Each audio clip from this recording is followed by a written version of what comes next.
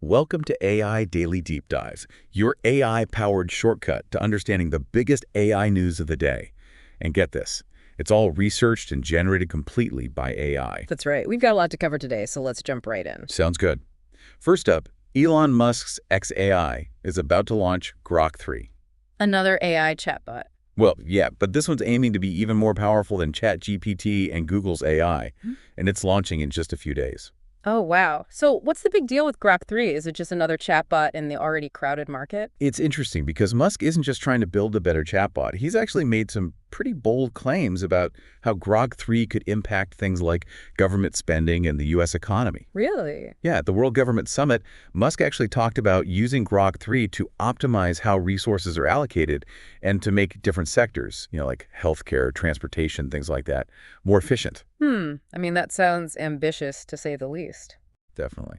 I'm curious, what do you think is the driving force behind Musk's vision for Grok 3?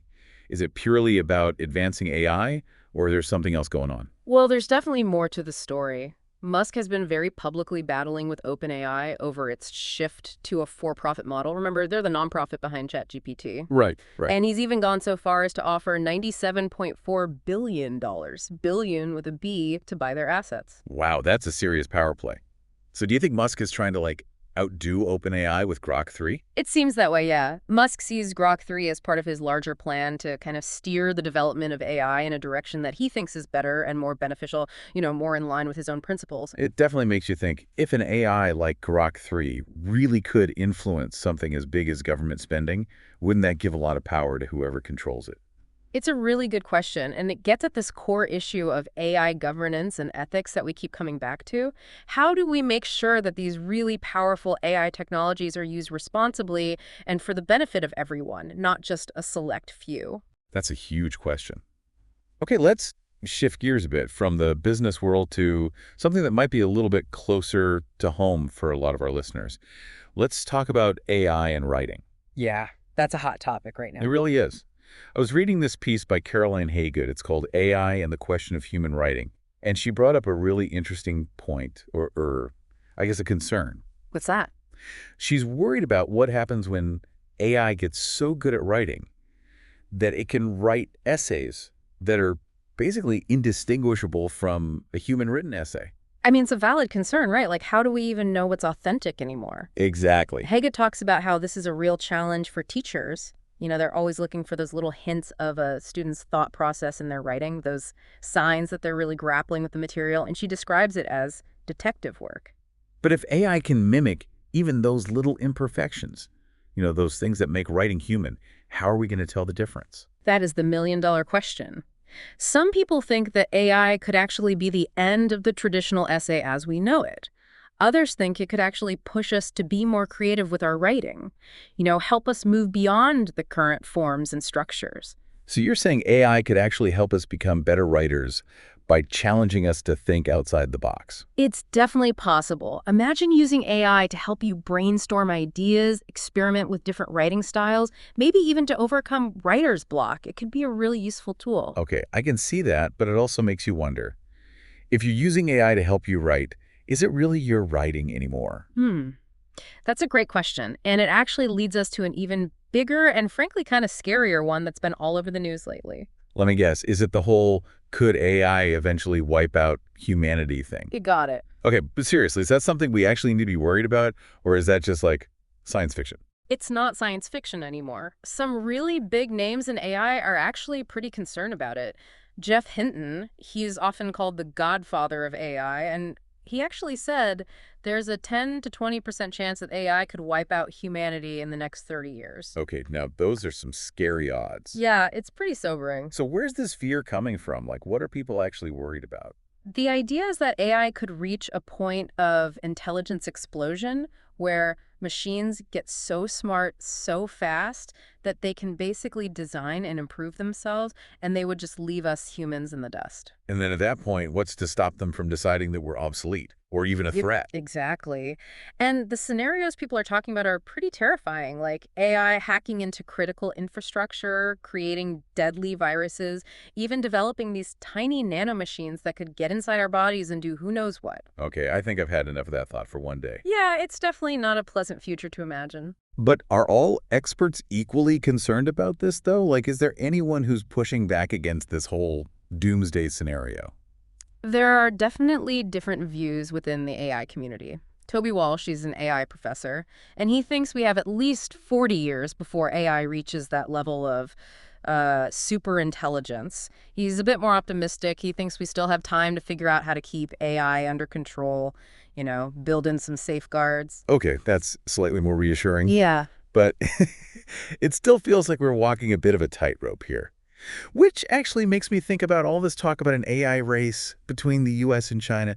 Is that even the right way to be thinking about this? Like, is this idea of a race actually making things worse? It's a good point. John Tamny had a really interesting piece in Forbes recently where he argued that framing AI development as a race is completely missing the point. He actually used a really interesting analogy, bananas. Bananas. Okay, I'm not sure I follow. Well, he asks, does it really matter who grows the most bananas in the world? I guess not. Right. Once those bananas are out there, everyone can benefit from them. And he says it's the same with AI. So he's saying that the knowledge and innovation that comes out of AI development is ultimately going to be shared no matter who makes the initial breakthroughs. Exactly. Take Google and Amazon, for example. They're pouring billions of dollars into AI research. Do you think they're keeping all their discoveries top secret? Of course not. Everyone ends up benefiting from those advancements. I see his point. So instead of competing, maybe we should be focusing on collaborating more and sharing knowledge to ensure that AI is used in a way that benefits everyone, not just one country or company. That's exactly what he's arguing. Tamny believes that restricting AI development or trying to hoard knowledge actually slows down progress and could even be dangerous. That's a really interesting perspective. It really makes you rethink how we usually view technological advancements. It does, and it brings up a bunch of important ethical questions, like how do we actually ensure that these incredibly powerful AI technologies are used responsibly and for the benefit of all of humanity, not just for national dominance or, even worse, as weapons. Those are some heavy questions. And speaking of ethics, this next story we have is all about AI ethics, but with a very unexpected twist. Aw, this should be good. So there's this MIT researcher, John Werner, and he used AI to simulate a conversation between, get this, Marie Curie, Lord Voldemort, and Sheldon Cooper. Wait, hold on. You're talking about the real Marie Curie, like the famous scientist, and the fictional characters, Lord Voldemort from Harry Potter and Sheldon Cooper from The Big Bang Theory? The one and only. I know, it sounds crazy, right? It's wild. How is that even possible? Well, apparently they used this voice cloning technology in AI to create this, I don't even know what to call it, this bizarre panel discussion. And they even programmed them to debate different ethical viewpoints on AI. So it's like a fake debate between real and fictional characters generated entirely by AI. That's about the gist of it, yeah. It's like something straight out of a science fiction movie. It definitely blurs the lines between reality and fiction. It really does. What do you think Werner is trying to do with this project? Is it just for entertainment, or is there like a deeper message here? I think it's definitely more than just entertainment. This project really highlights how AI is changing our whole relationship with information, with history, even with our own identities, and doing it in a way that's kind of playful but also makes you really think. It definitely makes you wonder if we can create these incredibly realistic simulations, like where does reality end and the simulation begin, and what does that mean for how we understand truth and authenticity? Yeah, those are some deep questions. And I think it's a bit unsettling too, right? It's a little glimpse into what the future might hold. Hmm. Yeah, it's pretty trippy when you really think about it. Like, imagine a future where you could actually have a conversation with any historical figure you wanted, or even a fictional character. That would be amazing. What would you ask them? I don't even know. So many possibilities. It's mind-blowing, for sure. But I also wonder about the ethical side of things. Like, what happens to our sense of history when the past can be so easily manipulated and reinterpreted? Yeah, that's a valid point. I mean, think about it. If you could create a super realistic simulation of Abraham Lincoln giving a speech, would people even care about the real historical record anymore? It's kind of scary when you think about it that way. Yeah. But I guess you could also argue that these AI simulations could be incredibly powerful learning tools, right? Oh, absolutely. Imagine being able to experience history firsthand through the eyes of those who actually lived it. That could be incredible for education. I can definitely see both sides of it. It seems like AI is really forcing us to re-examine some pretty fundamental assumptions about the world and our place in it. It really is. And as we move into this uncharted territory, I think it's more important than ever to have these kinds of discussions about the implications of AI. I agree. Speaking of discussions, I wanted to go back to something we were talking about earlier, John Tammany's argument about the AI race. Mm. What's your take on that? Do you think he has a point? Is this whole idea of a race actually counterproductive? I think he makes a really important point. So much of the conversation around AI is framed in terms of competition and dominance, and that can really overshadow the potential for collaboration and shared progress. So we're so focused on winning that we miss the bigger picture? Yeah, exactly. Think about what we could achieve if we shifted our mindset from competition to cooperation. If we pooled our resources, our knowledge, our expertise, we could potentially accelerate AI development in a way that benefits all of humanity. That's a really powerful vision.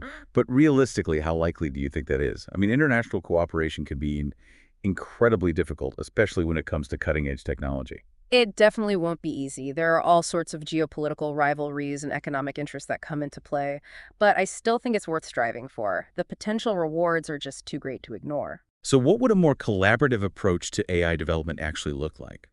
Well, for one, it would involve much more open sharing of research and data. We'd also need to see more joint development projects where different countries and organizations are working together towards a common goal. And crucially, we'd need to establish some ethical guidelines and safety protocols that everyone agrees to follow. It sounds like a tall order, but I can see how that could be a game changer. I think so too. It's about realizing that we're all in this together. What are some of the biggest problems that a collaborative global effort in AI could help us solve? Oh, wow. I mean, the possibilities are almost endless. We could make huge progress in addressing climate change, developing new medical treatments, even exploring space in ways we haven't even imagined yet. Exactly. But at the same time, we also need to be realistic about the potential risks and challenges that come with AI.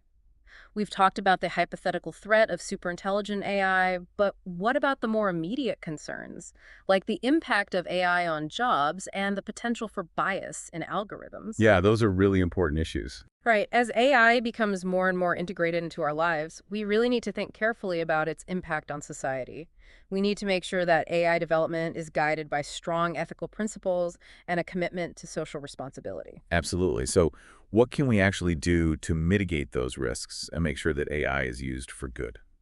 Well, for starters, I think we need to invest a lot more in research on AI safety and ethics. Makes sense. And we also need to develop really robust safeguards and regulations to prevent AI from being misused. Wow. We need to make sure that people are prepared for the changing job market. So that means investing in education and training programs to help people adapt to the new skills that will be needed. And maybe most importantly, we need to create spaces for open and inclusive dialogues about the future of AI, conversations that involve people from all walks of life, from different backgrounds, disciplines, and communities. It sounds like navigating the world of AI is all about finding this balance between encouraging innovation and also making sure that we're addressing the potential risks. It really is. It's a delicate balance and one that requires constant vigilance and adaptation. It's not a set it and forget it kind of thing. That's a great way to put it. It's clear that AI is not just a technological issue, it's a societal one that really cuts to the core of who we are and what kind of future we want to create. I couldn't agree more. And as we wrap up our deep dive for today, I want to leave our listeners with a final thought to chew on. AI is a powerful tool, yes, but ultimately it's a reflection of us, of our values, our goals, our aspirations. The future of AI is not some preordained thing, it's something that we are actively shaping every single day. So it really comes down to this. As we continue developing AI, what kind of future do we actually want to build? Like, do we want AI to make existing inequalities worse?